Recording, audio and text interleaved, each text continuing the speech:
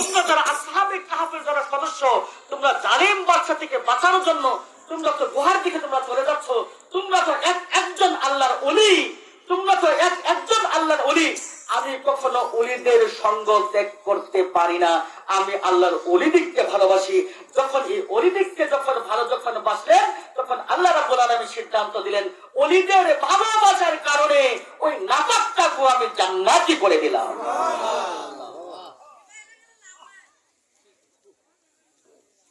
আমাদের দোষ আছে না? পাপ আছে না? যদি একটা রাস্তার কুকুর সে যদি আউলিয়া কেরামকে ভালোবাসার কারণে নাপাক হয়ে যদি জান্নাতে যেতে পারে, আমরা কি কুকুর? বলেন, আমরা কুকুর? আমরা সুরক্ষিত মানুষ, আমরা সুরক্ষিত মানুষ। এই সুরতে মানুষ, আমরা তো উম্মতে মুহাম্মাদি। আমার এইটুকু দাবিদার, যার কারণে একটা কুকুর যদি সে নাপাক হওয়ার কারণে জান্নাতে যেতে পারে, আমরা কি আউলিয়া কেরামকে ভালোবাসলে আল্লাহ তাআলা কি আমাদেরকে জান্নাতে নিতে পারেন না? কি বলেন? পারে। ও আমার সম্মানিত ভাইরা, আমি কি দিয়ে বোঝাই? আসলে বোঝানো সম্ভব তখন যখন মানুষ হয় জ্ঞানে প্রশস্ত। আমি তো মানুষে ছোট, আমি মানুষও ছোট, আমার এলমও অল্প, আমার জ্ঞানও স্বল্প। আমি কি দিয়ে বোঝাই আপনাদেরকে? এইখানে আমার কাছে মনে হচ্ছে যে এখানে এমন মানুষ মজুদ আছেন যার দিনদারি, পরহেজগারি, তাকওয়া এবং রাসূল প্রেমের দিক থেকে আমি গুনাহগার, অতি নগণ্য। তার কাছে আমি মনে করছি যে আসলে আমি আপনাদেরকে বোঝাতে অক্ষম। এর জন্য ভাষাগুলি আমি খুব সংক্ষিপ্ত আকারে, মার্জিত সহকারে বলার চেষ্টা করছি। তাহলে একটা কুকুর যদি পারে উলিকে ভালোবেসে জান্নাতি হতে, আমাদের উলির দরকার আছে কিনা? আমরা উলির থেকে অনুসরণ করব না? করব। উলির ভেদ সবাই জানে না। আমি বাংলা কথাটা বললাম। উলির ভেদ সবাই জানে না, উলির অবস্থান সবাই জানে না। একজন মানুষ কিতাব পড়বে, কোরআন পড়বে, এক ধরনের বুঝবে, অন্যজনে কিতাব পড়বে, কোরআন পড়বে, আরেক ভাবে বুঝবে। যেমন একটা উদাহরণ দেখাই।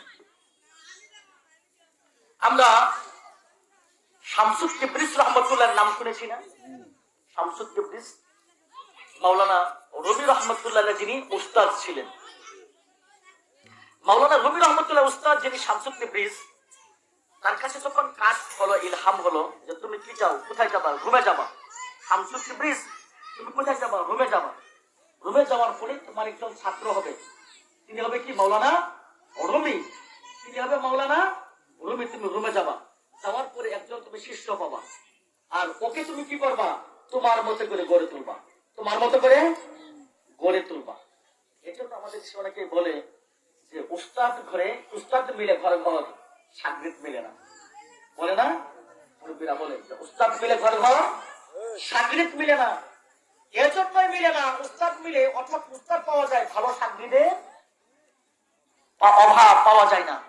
আর মাওলানা জালালউদ্দিন রুমি রহমতুল্লাহ আলাইহি, তিনি এমন একজন মানুষ, তার কাছে যখন শামসুদ তিবরিজ রহমতুল্লাহ আলাইহি যখন তিনি আসলেন, শামসুদ তিবরিজ রহমতুল্লাহ আলাইহি এসে দেখেন মাওলানা জালালউদ্দিন রুমি রহমতুল্লাহ আলাইহি তিনি পাণ্ডুলিপি লিখছেন। মসনবী শরীফের পেশ কলামের মধ্যে লেখা হয়েছে যে যখন শামসুদ তিবরিজ রহমতুল্লাহ আলাইহি মাওলানা জালালউদ্দিন রুমি রহমতুল্লাহ আলাইহি কাছে যখন আসলেন, আসার পরে তিনি দেখছেন কি যে তিনি কি লিখতেছেন? পাণ্ডুলিপি লিখতেছেন, কিতাব লিখতেছেন। তার হেনে তিনি কিতাব লিখছেন।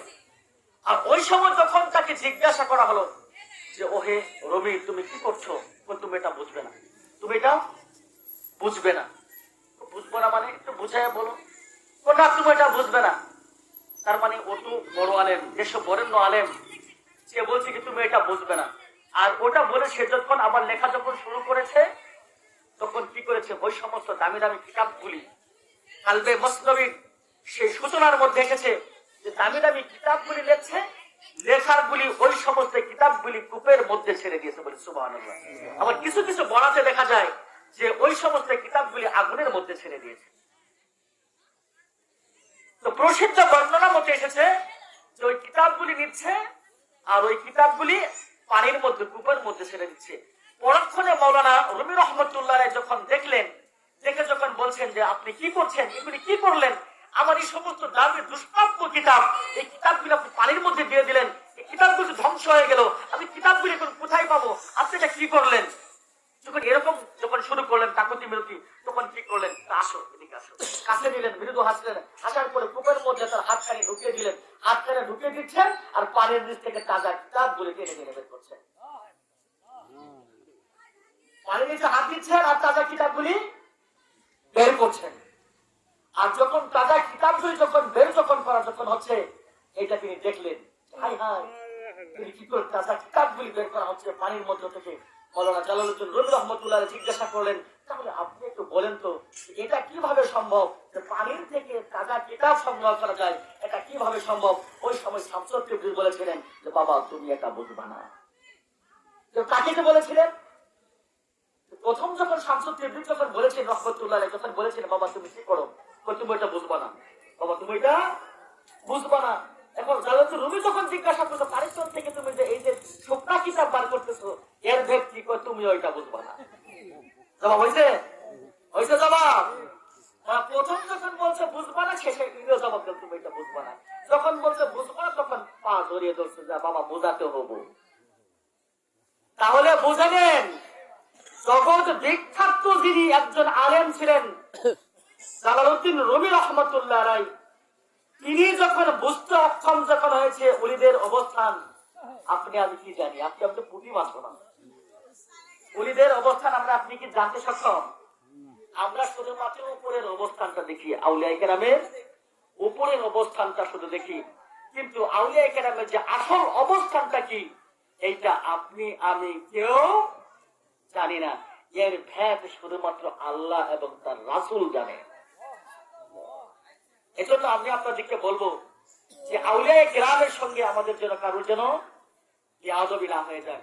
আমাদের কথায় উঠা বসায় চাল চলনে আমাদের হায়াত যতদিন পর্যন্ত থাকবে, আমরা যেন কেউ যেন আউলিয়া কেরামের যেন বিরোধিতা না যেন করি। এখন প্রশ্ন হতে পারে যে আপনি যে আউলিয়া কেরামের যে অনুসরণ যে করবেন, আউলিয়া কেরাম কেমন হতে হবে? প্রশ্ন হয় না? আমাদের দেশে কিন্তু আসলে ওলির অভাব নাই। কি বলেন? আমাদের দেশে ওলির অভাব নাই, আমাদের দেশে পিসাবের অভাব নাই। আপনি যেরকম ভাবে দেখবেন যে স্বর্ণের মতো দেখা যায়, আমাদের দেশে কি একটা বের হয়েছে স্বর্ণের মধ্যে দেখা, সিটি গোল্ড নাকি? City gold. তো সিটি গোল্ড আর স্বর্ণ এটা কিন্তু দেখতে প্রায় একই রকম। কি বলেন? দেখতে একই রকম। যিনি আসলে স্বর্ণকার তিনি দেখলে বুঝেন কোনটা সিটি গোল্ড আর কোনটা স্বর্ণ। স্বর্ণকার দেখলে বুঝেন কোনটা সিটি গোল্ড আর কোনটা স্বর্ণ, এটা স্বর্ণকার বুঝেন। ঠিক তদ্রুপ ভাবে যিনি ওই রকম দৃষ্টি সম্পন্ন তিনি বুঝতে পারেন কোনটা আসল পীর কোনটা নকল, বুঝতে পারেন।